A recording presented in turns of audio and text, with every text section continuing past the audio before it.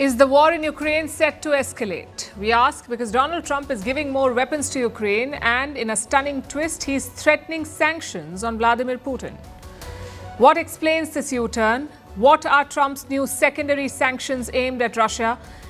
And how could they hit India's oil and defense supplies? We'll discuss all of this. Also, the first Indian astronaut on the International Space Station is back on Earth, a proud moment and maybe a quiet reminder to NASA that India's space game is here to stay. Meanwhile, Tesla drives into India after years of will they, won't they? Will Elon Musk's India gamble pay off? Can he crack this tough market?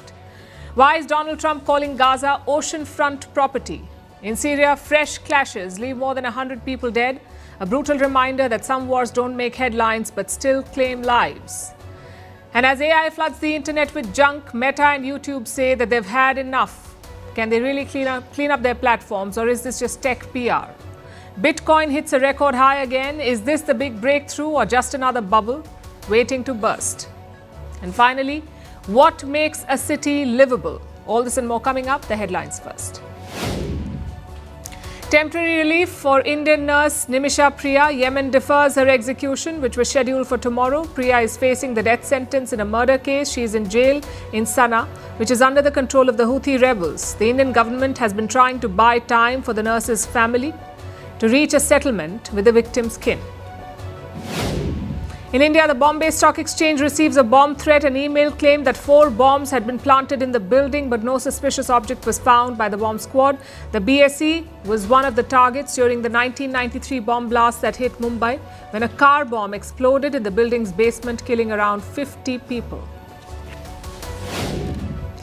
Anti-migrant clashes erupt in a town in southeastern Spain. 10 people have been arrested in the violence which began on Friday. An elderly person was reportedly beaten by 3 men of North African origin. A far-right group then called for attacks on North Africans. This led to some people armed with batons to take to the streets looking for immigrants. Australian Prime Minister Anthony Albanese meets Chinese President Xi Jinping in Beijing. This is Albanese's second visit to China as Prime Minister. He wants to bolster recently stabilized trade ties. Even as geopolitical tensions remain high, China accounts for nearly 1/3 of Australia's total trade. And torrential rains inundate parts of New York, New Jersey, Pennsylvania and Maryland. Flash floods disrupt travel and daily life, leave subways and roads waterlogged and vehicles stranded. Several flights have also been delayed. New Jersey has declared a state of emergency.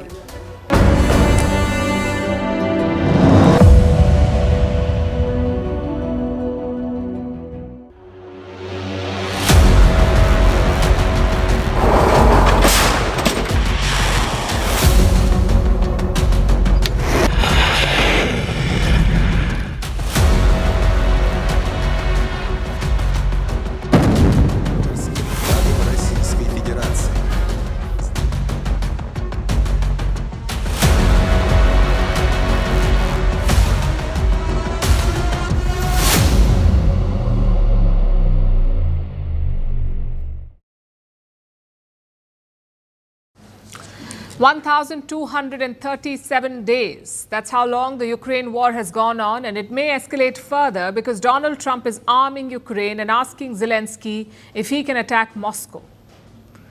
He's also given Putin a 50-day deadline, end the war or face sanctions. And this is an Olympic-grade U-turn.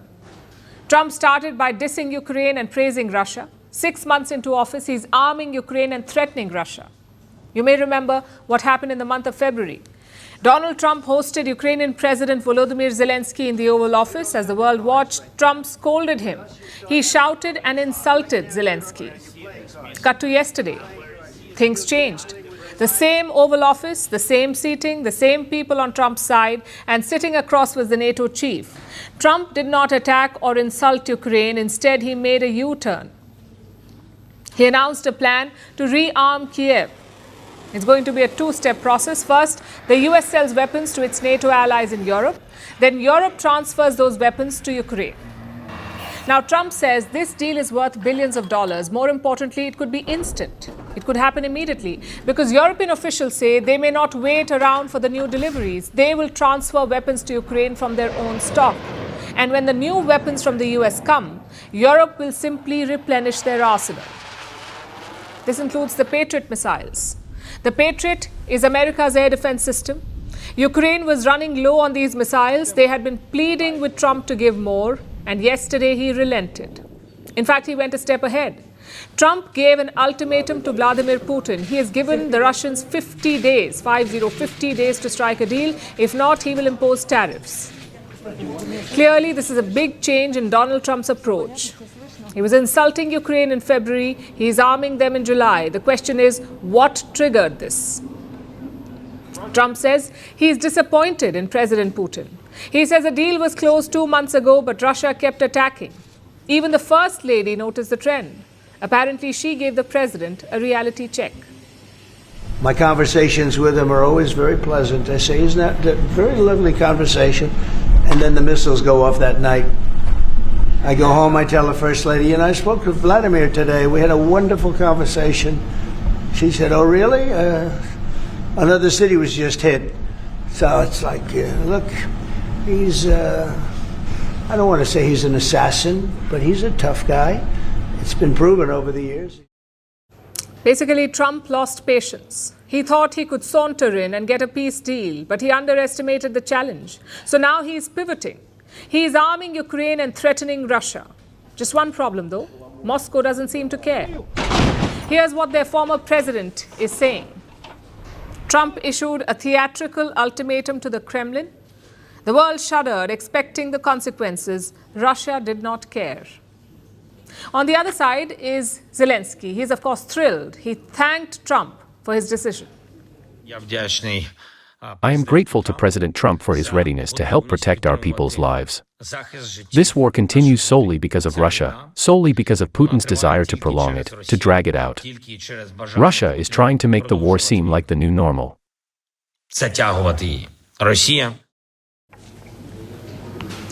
What does this pivot mean for the war? Will it escalate or de-escalate? Reports say Trump is privately egging Ukraine on.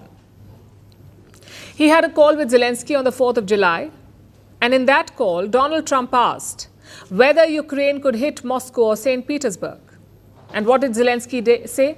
Yes, if the U.S. gave him the weapons. I'll repeat this. Zelensky told Trump he could attack Moscow with American weapons.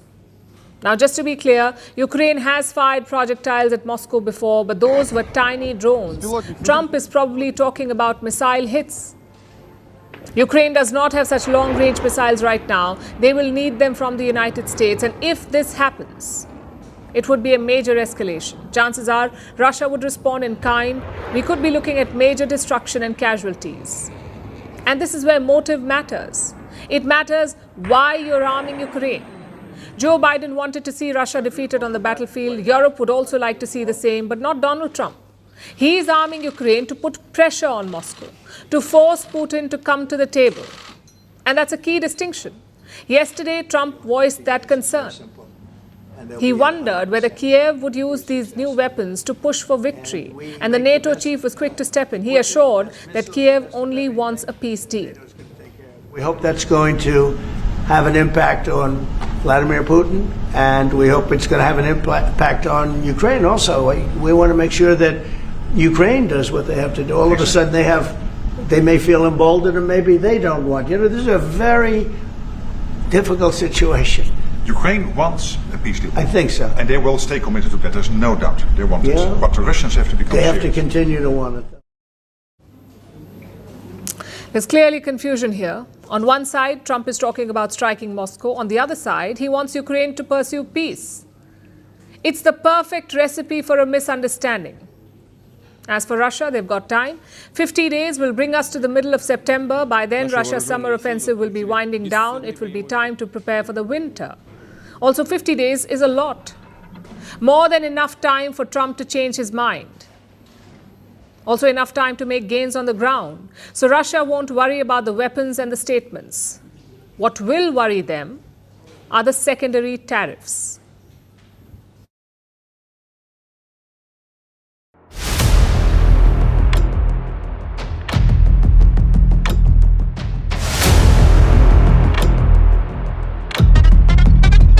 If we don't have an agreement in 50 days, that's what we're doing, secondary tariffs. and they're biting.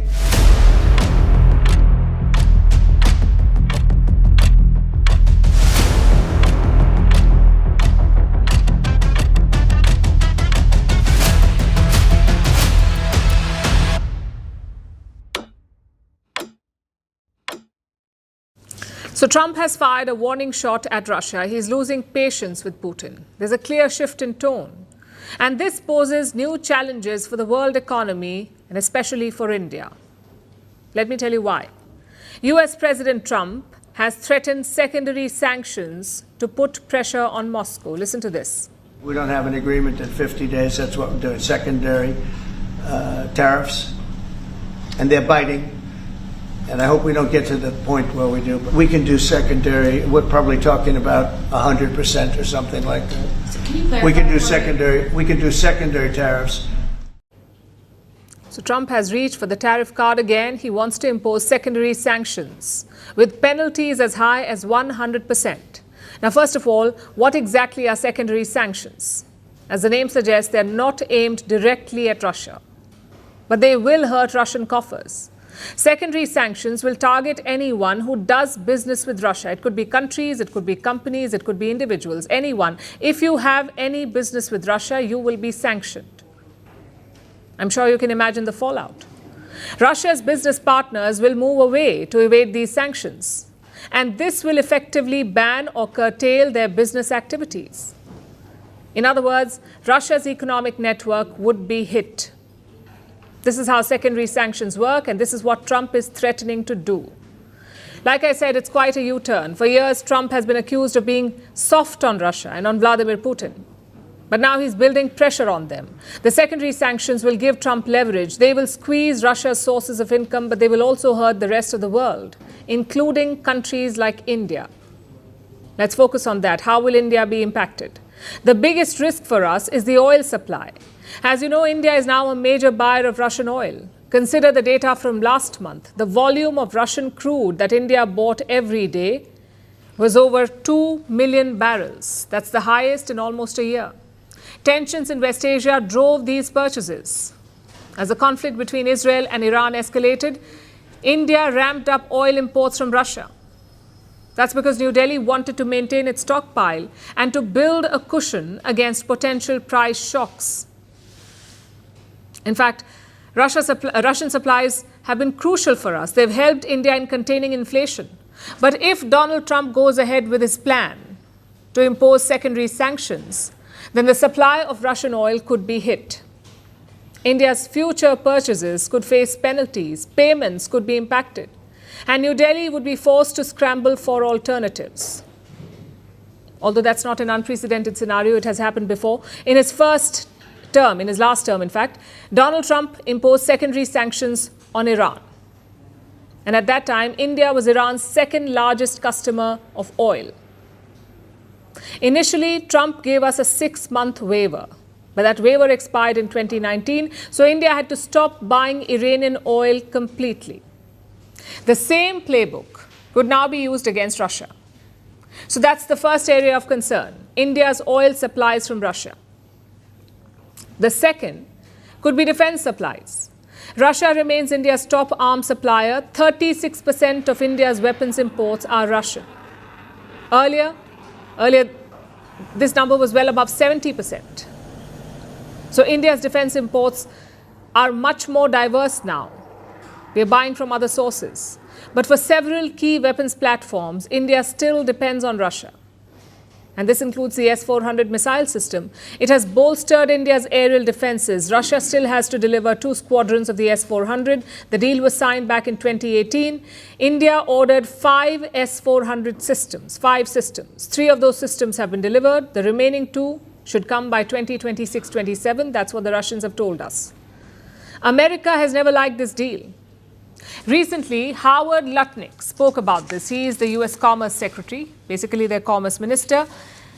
And he said, he was discussing India's defense deals with Moscow. He said, and I'm quoting, "These pacts are a way to kind of get under the skin of America." It was a blunt message to New Delhi. Washington is tired of India's balancing act. Trump's new threats make that balance even harder. If the US president follows through, if he imposes secondary sanctions, then India will have even less room to maneuver. For New Delhi, this is more than a foreign policy problem. This is a test of India's strategic autonomy.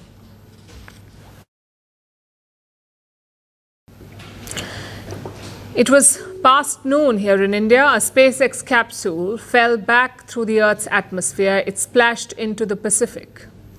Inside was Group Captain Shubhanshu Shukla, an Indian Air Force pilot, an astronaut, and now the second Indian to return from space. From splashdown, and our main chutes have deployed. Main chute descent rate nominal. Cabin pressure must be equalized with the outside environment. Now, and we've got our pilot Shubhanshu Shukla as our second crew member exiting the spacecraft. And some big smiles, as you said. This is a big moment for the country. The last time India sent someone to space was back in 1984. That was Rakesh Sharma. He went on board a Russian Soyuz rocket. India was a young economy back then. Our space ambitions were big, but we were still finding our footing. A year after Rakesh Sharma went to space, Shubhanshu Shukla was born in Lucknow. He came of age in a very different India, that of open markets and Chandrayaan missions. And now he is the second Indian to have gone to space, also the first one on the International Space Station or the ISS. 41 साल पहले कोई भारतीय अंतरिक्ष में गए थे और उन्होंने हमें बताया था कि ऊपर से भारत कैसा दिखता है और कहीं ना कहीं मुझे लगता है कि हम सब ये जानना चाहते हैं कि आज भारत कैसा दिखता है। मैं आपको बताता हूँ, आज का भारत स्पेस से महत्वाकांक्षी दिखता है। आज का भारत निडर दिखता है। आज का भारत कॉन्फिडेंट दिखता है। आज का भारत गर्व से पूर्ण दिखता है। और इन्हीं सब कारणों की वजह से मैं एक बार फिर से कह सकता हूं कि आज का भारत अभी भी सारे जहां से अच्छा दिखता है। Shukla was part of the Axiom 4 mission. It took off on the 25th of June. On the 26th, it docked at the ISS, the International Space Station. This mission is a collaboration between a lot of agencies. Axiom Space, NASA, ISRO, the European Space Agency, and SpaceX. The crew included 4 astronauts. The plan was to spend 2 weeks in space, but the crew ended up staying there for longer, for around 18 days. And what did they do there? Well, they orbited around the Earth, they clicked a lot of photos, they shared traditional food, and Shukla even got a haircut. But what mattered more than all of this was the experiments that they conducted. Shukla conducted 7 experiments on board. They were designed by ISRO, which is India's space agency. They were meant to understand microgravity and the effect of space on biology. Sonia, I've become a water bender here in the station, and I've been with this, so you have to see this. Oh. So you can see the water forms a ball in zero gravity because the surface tension of the water itself is actually much stronger. Now that we don't have gravity up here, it actually holds it together. He's got this little tool. It's a water bubble moving tool. These experiments are very important. You see, ISRO spent around 550 crores for this seat in space to send Shubhanshu Shukla to the ISS, 550 crore rupees. Add to that training and equipment, and the total cost was over 600 crore rupees. Now, to put that in context, the Chandrayaan 3 mission cost around 615 crore rupees. Shukla's ticket to space cost around 600 crores. And this is unusual for the Indian Space Agency. They've always been budget conscious. So why did they spend so much on this mission? You see, Shukla was not sent up there just to plant a flag. His mission was to bring back knowledge. He tested India's microgravity experiments. He grew moong and methi in space. He studied muscle degeneration in orbit. He observed how space affects mental health and cognitive function. He even did research on tardigrades. These are tiny, nearly indestructible creatures. All of these experiments are expected to help India in one crucial mission, the Gaganyaan, This is India's first crewed space mission. It is planned for 2027. Basically, this is India's Apollo moment. This is what we're working towards. Astronauts will be sent to the Earth's orbit. They will spend 3 days there. Only 3 countries have done this so far. The Soviet Union, which is now Russia, the United States, and finally China. India wants to be the 4th one. But we want to do it cost effectively. Shukla, of course, is going to be part of the Gaganyaan mission. He is one of the 4 people shortlisted. So think of this Axiom mission as a dress rehearsal, dealing with real-time muscle loss, motion sickness, sleep cycles in orbit, and unpredictable space bacteria. So Shukla will give India a crucial preview. And beyond the experiments, he's brought back operational gold, like how to handle emergencies in space, how to coordinate with international mission control, and how your body reacts to space. All of that crucial information is for missions to come, especially for a country that has come such a long way in space. India's first rockets were transported on bicycles. Satellite parts were once hauled on bullock carts. When ISRO launched its first satellite in 1975, the world laughed. India's space program was mocked. But India's space agency persisted. In 2008, India launched its first moon mission, Chandrayaan-1. In 2013, we sent a probe to Mars. In 2023, we landed on the moon's south pole, and now India is planning to send humans to space. A permanent Indian space station is targeted for 2035. A moon landing with astronauts is planned for 2040. And all of this with a fraction of NASA's budget. The last time India sent a human to space, it was looking up, hoping to belong. This time, India is looking ahead, ready to lead. Shubhanshu Shukla's return is not the climax. It is just the opening chapter, because space is not just for superpowers anymore, and India is not just joining the mission, it is setting the course.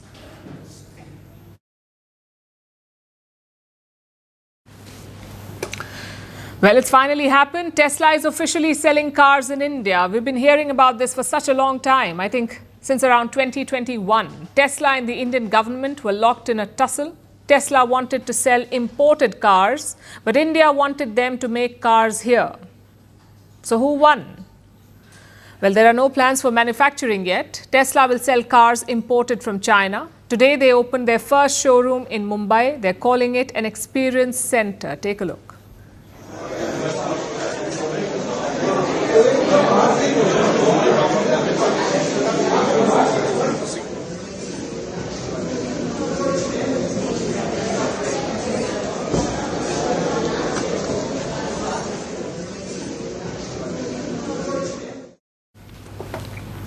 Not all models will be sold immediately in India. For now, Tesla is offering just one, which is the Model Y. It's an electric crossover SUV. It's Tesla's most selling model. In fact, until this year, it was the most selling car in the world. Recently, it was dethroned by a Toyota. Either way, the point is this: Tesla is bringing its hottest property to India. It wants to see how the sales go, and then maybe the other models will follow, like the Cybertruck or the Model X. The company is also planning a second showroom. It's expected somewhere near Delhi. So here's the obvious question: can Tesla crack the Indian market? Historically, most foreign brands have failed to do this. They come to India, they unveil flashy designs, but the Indian customer rejects them. Look at Ford or GM. Both had to wind up operations in India because our market is extremely price sensitive. Our customers are also well informed and demanding. They want their money's worth. Can Tesla make inroads into a market like this? First, let's look at the price. Tesla will sell 2 versions of this Model Y. The first version has a range of 500 kilometers. It will sell for almost 60 lakh rupees. That's the showroom price of the car, 60 lakh. You'll have to add the tax and insurance to it, so the on-road price will be higher. The second model has a longer range. Tesla claims the range is around 620 kilometers, and this will sell for almost 68 lakh rupees. Again, this is the showroom price. Let's compare this to some of the other brands. China's BYD sells EVs in India. BYD Seal has 3 different models. The top one has a range of 580 kilometers. That's how long you can drive it with one charging. Its showroom price is 53 lakh rupees. The cheapest version is 41 lakhs. Then you have the BYD Sea Lion 7. The car is seen as a competitor to the Model Y. Their range is between 540 and 560 kilometers. And the price? The premium version costs 48 lakh rupees. The performance one costs 54 lakh rupees. So the Tesla is clearly more expensive. Then you also have homegrown Mahindra EVs. There are two models available right now. They're both priced under 30 lakh rupees. So Tesla does not have the price advantage. But do they have the features advantage? Well, Tesla has often marketed two things. One is autonomous driving. That's their USP. Basically, your car will drive itself through traffic. This feature has not been approved in India. And even if it is, that's another 6 lakh rupees in cost. So that's one USP gone. The second feature that they market is the Tesla supercharger network. They have some 70,000 of these points, these superchargers. They charge a lot faster than normal EV charging stations. There are 30,000 such superchargers in the US, just over 2,000 in China, and over 1,000 in Europe, and several hundred in Japan and South Korea. Guess how many India has? None as of now. Though Tesla is planning to open 16 in Mumbai. But my point is this, Tesla's major selling points are virtually irrelevant in India. They're self-driving and their chargers. They don't matter at this point. Even otherwise, they face a big hurdle, the hurdle of simple arithmetic. Most Tesla cars will cost more than 50 lakh rupees in India. This is a niche market in our country. Above 50 lakhs. Only 50,000 cars are sold in this segment every year. That's it. Just 50,000 cars every year. Let's say EVs make up 5% of these sales. We are still talking about just 2,500 cars in 1 year. And let's assume that all of them are Teslas. Only 2,500 cars in a year. Compare that to China. Tesla sold more than 650,000 cars in 2024. Do you see the problem here? India isn't a lucrative market for expensive cars. If you're an EV company, less so. So Tesla has two options. One, they can choose to remain a niche luxury brand, or two, they can branch out. But that depends on several variables. For example, India charges between 60 and 100% tariff on imported cars. If that tariff changes, Tesla will benefit. Their cars will get a lot cheaper. The other option is to make in India. No tariff, no problem. Or there's a third radical option. Bring out cheaper models to compete with Indian EVs, maybe in the 15 to 30 lakh range. Of course, this is a decision for the company's top bosses. So far, Tesla has not ventured into the low-cost segments. Will they make an exception for India? You'll have to wait and see whatever happens. These are interesting times for India's auto market. Tesla may or may not sell a lot of cars, but the name itself could shake things up.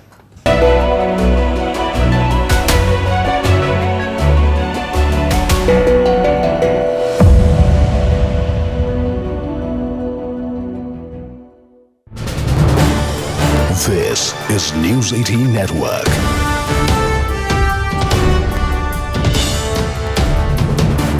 India's largest news network. I'm Shubhanshu Shukla. I'm the mission pilot for Axiom 4 mission. And I think it is great to be in space. It was kind of a cycle. I would say initially 1 or 2 days was not so good. You were kind of adjusting to microgravity. But after that, it grows on you every day. And the longer you stay, the more you like it. And it is so much of fun being here, looking back at the Earth and just enjoying all the different settings and environment of space. Hi, it's Tibor, and it's really nice to talk to you. It has been so much fun, as Shuk said. We started right with the launch, which was, I think, the best 8.5 minutes of our lives. I could do it any day, that's for sure. And ever since we have been here, we had the warmest welcome from the crew that has been up here already. And in the past 2 weeks, we have been conducting so much research and so much science, which has been actually the biggest fun. In fact, I was almost late from this conversation because I had a physics experiment right before this, but Peggy would have been really mad at me. So try to make sure I'm here.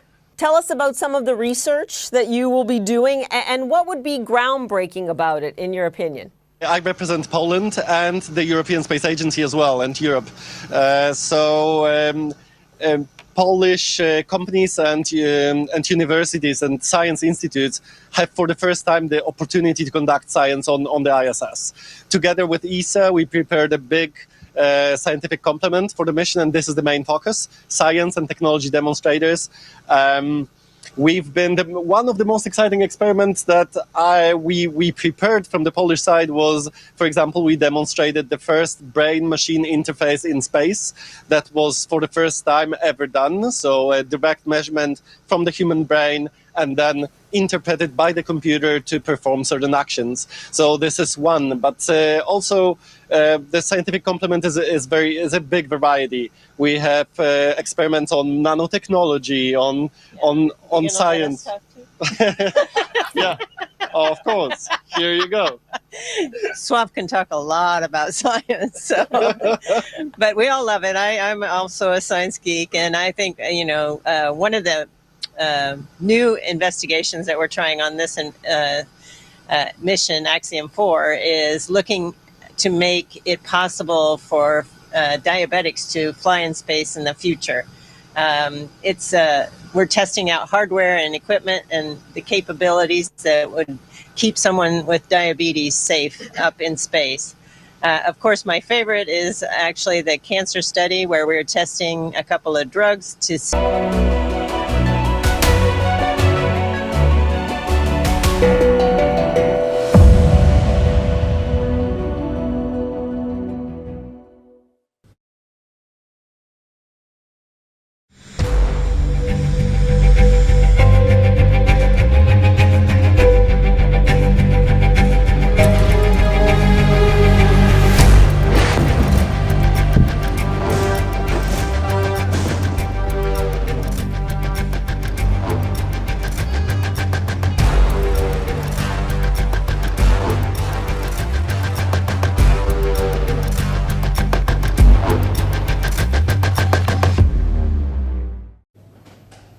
Something big happened yesterday. Donald Trump called out Israel. He questioned the actions of the Israeli government. Before you say about time, listen to this. Marco is working very hard with everybody here on the Strip, the Gaza Strip. I call it the Gaza Strip, one of the worst real estate deals ever made. They gave up the oceanfront property, one of the worst deals ever made. But it was supposed to bring peace, and it didn't bring peace. It brought the opposite. Well, that clears it up. Trump did not call out Israel's war tactics, nor did he question the civilian deaths. Trump is asking, why did Israel give up the Gaza Strip? He says it was a very bad real estate deal. He also says Gaza is oceanfront property.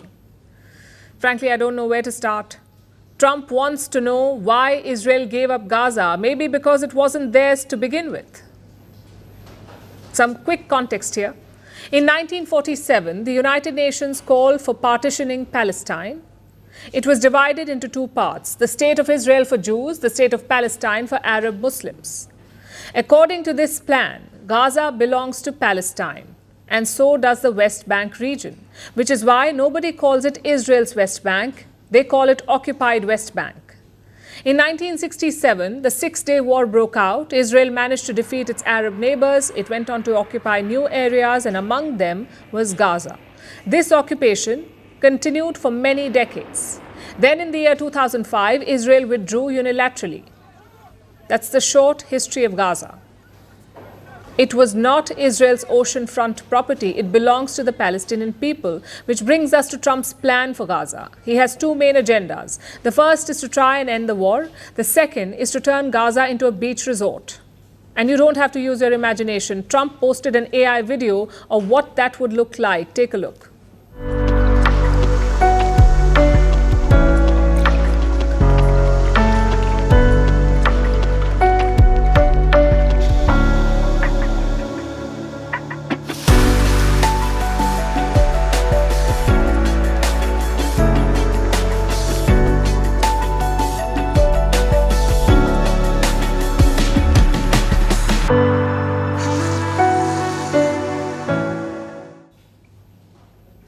Let's look at the first step. Trump says he expects a ceasefire within a week.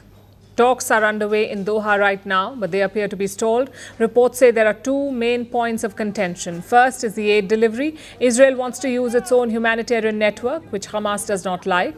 The second point is the scale of Israeli withdrawal. Israel has offered a limited buffer zone, but Hamas wants more. They want Israeli soldiers to vacate large parts of Gaza. These two issues are holding up the talks. Meanwhile, the fighting continues. Israel is launching aerial attacks on the Gaza Strip. Some 78 people were killed in recent strikes. Which brings us to the second part of Donald Trump's plan. What would happen after a ceasefire?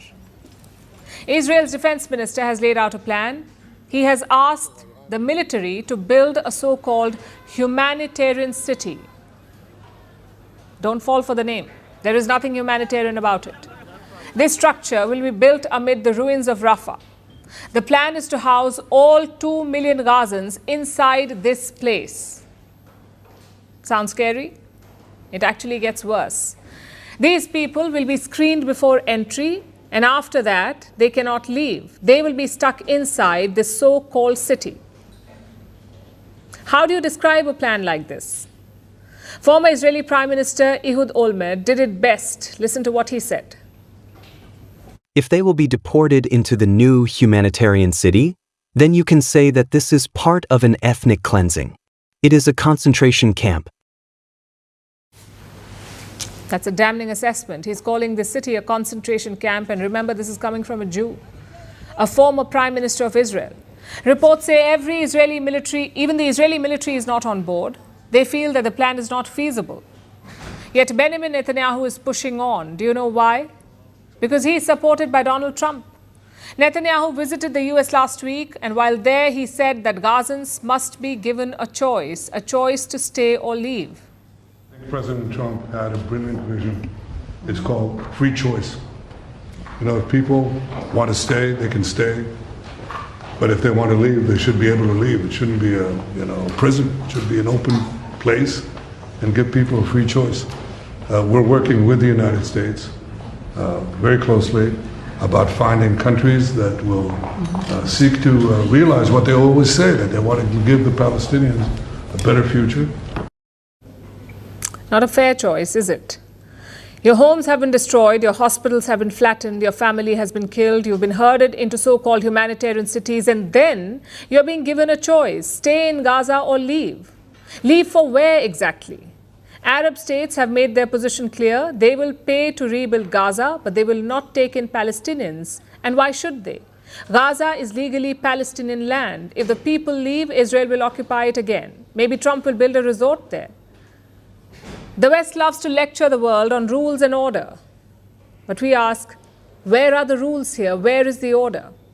The fact is, this plan is a blatant violation of international rules. I don't think they give out Nobel Prizes for that.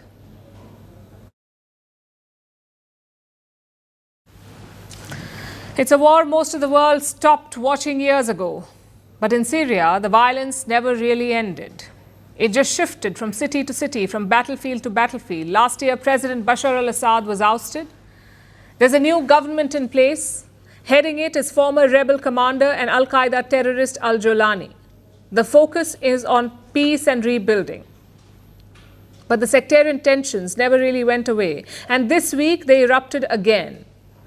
In a place many had forgotten about, Sweden. More than 100 people have been killed there. A centuries-old tribal feud has reignited, and now regional players, including Israel, are getting pulled in. So what is this conflict about, and why could this be a dangerous new flashpoint in Syria? Our next report tells you.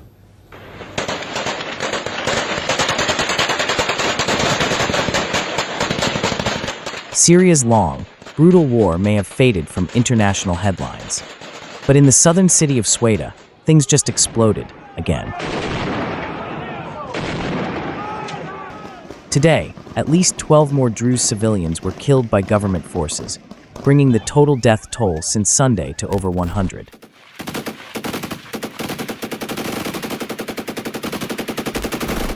The Druze community in Syria is a religious minority shrouded in mystery and often misunderstood. The Druze faith emerged in 11th century Egypt as a secretive offshoot of Shia Islam. But it borrows ideas liberally from Greek philosophy, Islamic mysticism, and others. In terms of population, they're small but strategically scattered.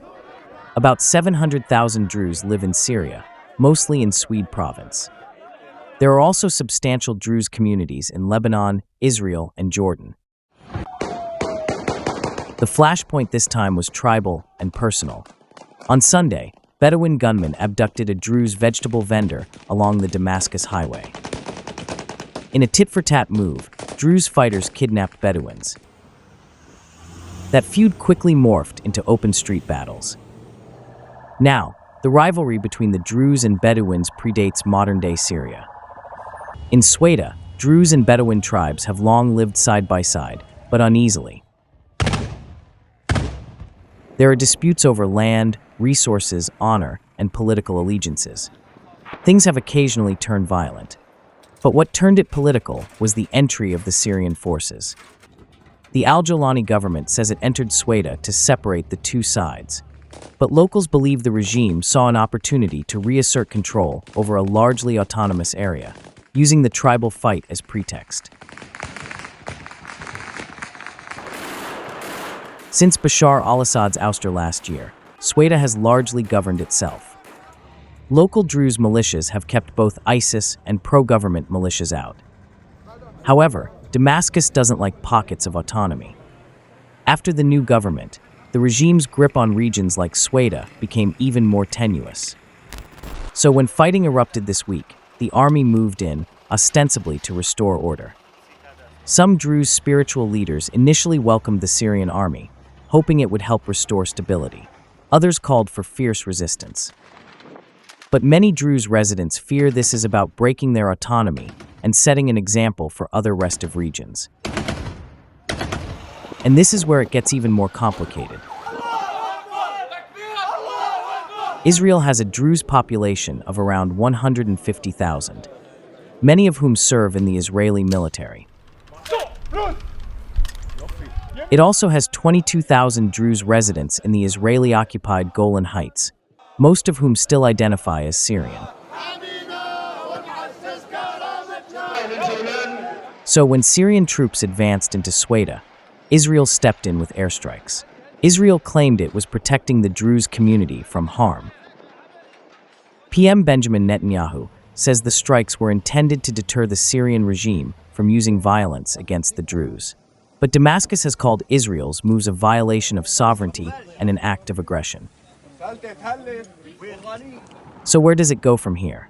On paper, there's a ceasefire. The Syrian defense minister announced it. Gunfire has reportedly subsided. Troops are handing over some areas to internal security forces. A curfew is in place. But peace in Sweda is fragile, more a negotiated pause than a lasting solution. And in Syria, calm has a way of vanishing overnight.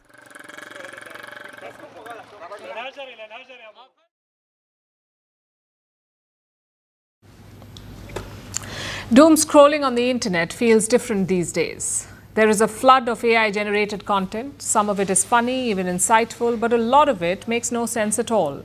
Users across all platforms, from Instagram to TikTok, from Facebook to YouTube, are being confronted with this strange content. And let me give you some examples. This one is called Shrimp Jesus. It is an AI-generated image. The creator has combined the figure of Jesus Christ with shrimps and crabs. Then there are bizarre conspiracy theories like this one. It could be disturbing to watch. We advise viewer discretion.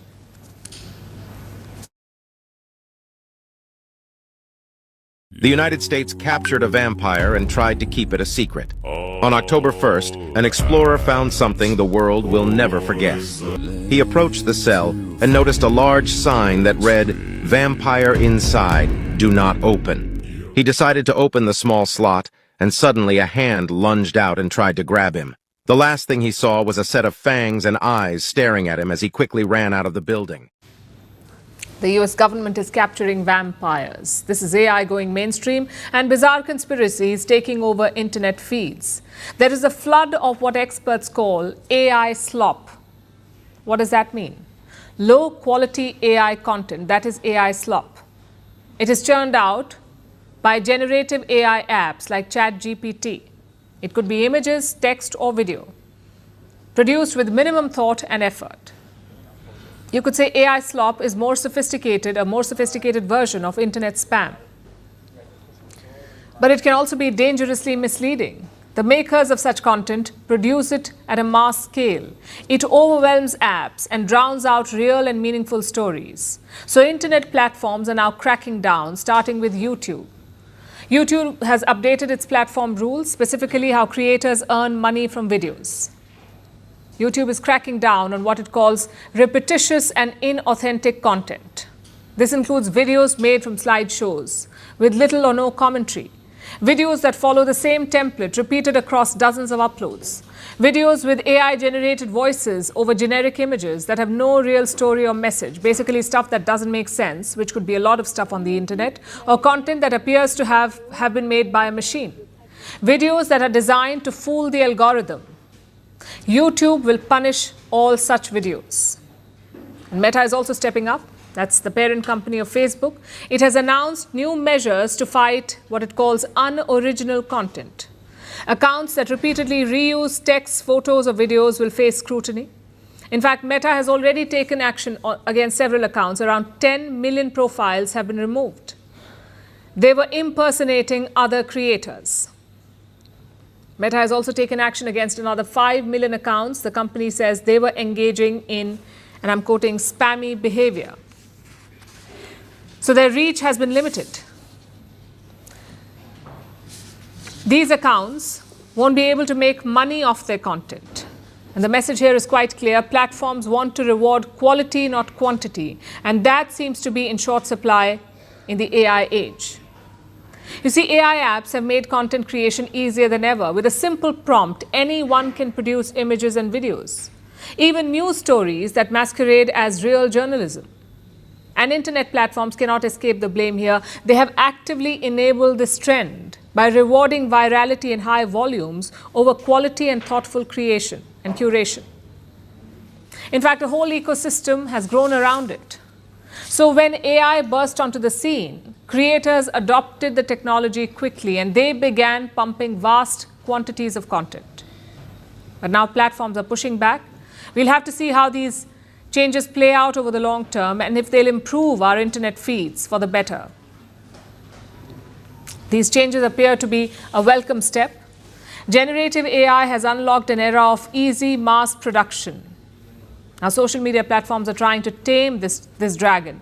Authentic storytelling still matters, and in this fight between humans, machines, and algorithms, it seems that quality is making a comeback.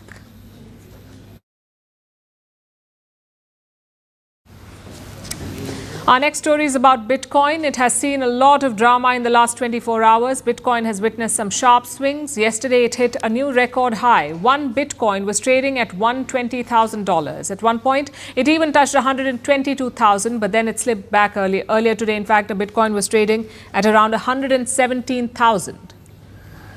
So what is fueling this rally? A flood of institutional investors is pumping money into this cryptocurrency. Plus, Washington is stepping up support. This week, the U.S. Congress is discussing a series of bills to regulate crypto assets. But today's drop has also sparked doubts. Is this Bitcoin's breakthrough moment or just another bubble? Here's a report. It's an eventful week for Bitcoin traders. Yesterday, Bitcoin has smashed through another record, but the rally was short-lived. On Monday, the cryptocurrency surged past $120,000 for the first time. At its peak, it was trading above $122,000. Today, it slipped back as traders began to take profits. The climb capped a week of extraordinary gains. Bitcoin is up 7% over the past 7 days and 23% since the start of the year. So what's driving this surge? First, a flood of money into Bitcoin ETFs, or exchange-traded funds. Last week, Bitcoin exchange-traded funds logged their biggest inflows this year. More than $1 billion poured in a single session. Second, growing support from Washington. U.S. lawmakers have begun what they call the Crypto Week. They are deliberating a series of bills to regulate the industry. The aim is to give clear rules to investors and institutions. The industry has long sought that clarity, and it comes at a time when big investors are buying Bitcoin at pace. U.S. President Donald Trump has been bullish about Bitcoin. He describes himself as a pro-crypto president, and his inner circle is involved in several ventures tied to digital assets. And instead of attacking industries of the future, we will embrace them, including making America the world capital for crypto and Bitcoin. All this has fed a narrative that Bitcoin is entering a new phase, from speculative token to mainstream asset class. But today's trading tells a different story. After hitting a record high yesterday, the price fell nearly 4% over 24 hours. By evening, Bitcoin was trading just under 117,000. Some analysts call this healthy profit taking. Others say the rally may have run too far, too fast. Experts feel the sentiment has shifted from clear breakout to caution. So can this momentum in Bitcoin withstand its own success? At its heart, Bitcoin remains volatile. It is lightly regulated and prone to sudden swings.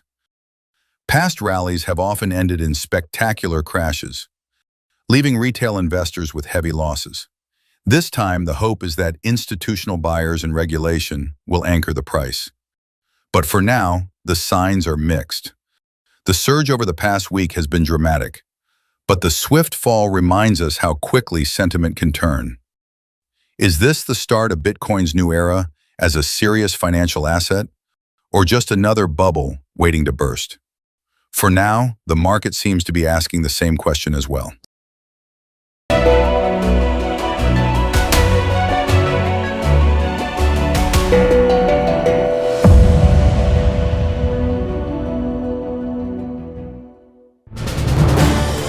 This is News 18 Network.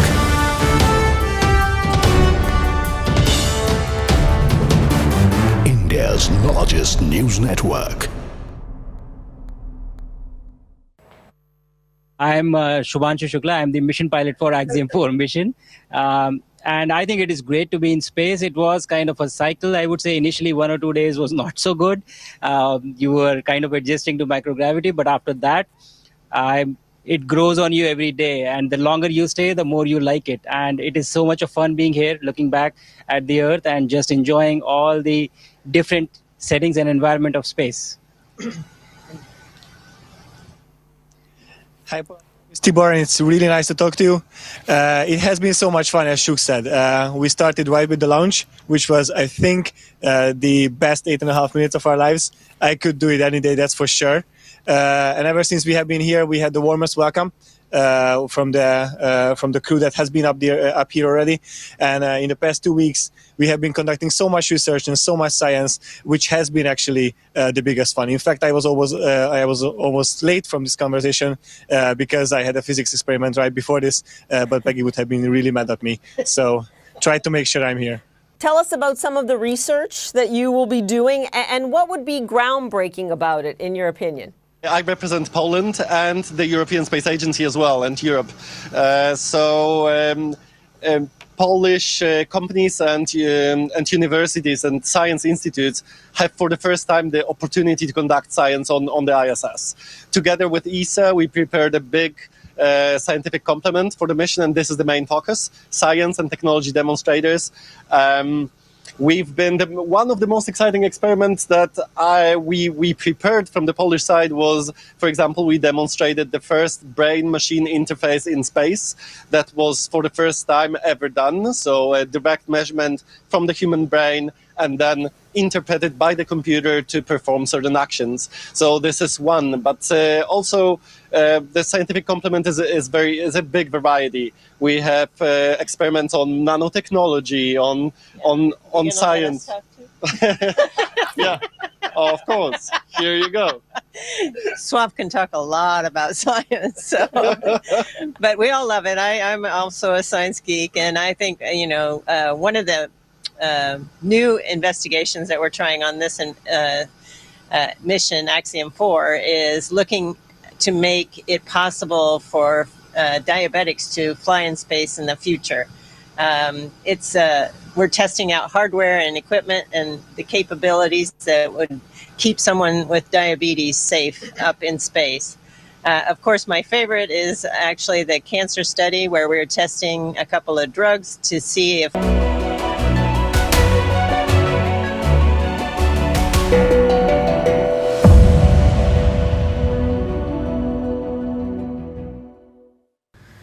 Tesla may or may not succeed in India, but one thing is clear, social media is having a blast with it. They're asking some very relevant questions about this car.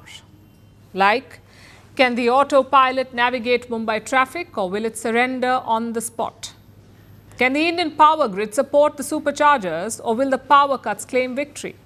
And of course, the most important question, does this mean we have to put up with Elon Musk's annoying tweets? Here's what social media thinks.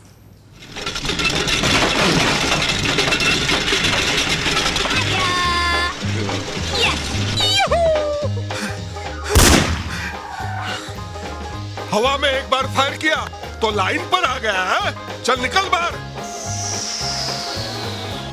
अरे बाप रे, यहाँ तो कोई नहीं है।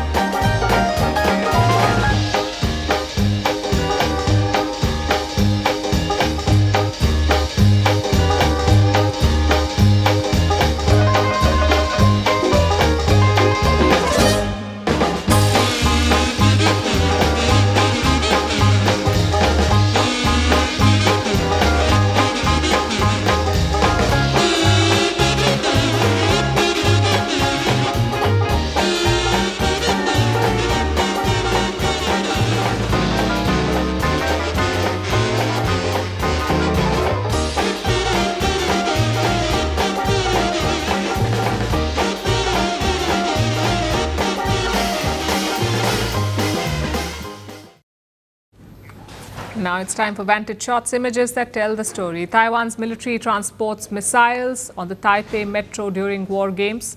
The Indian cricket team meets King Charles in London. And fireworks and drones light up the Eiffel Tower for Bastille Day. Finally, we're taking you back in history. On this day in 2006, Twitter was launched to the public.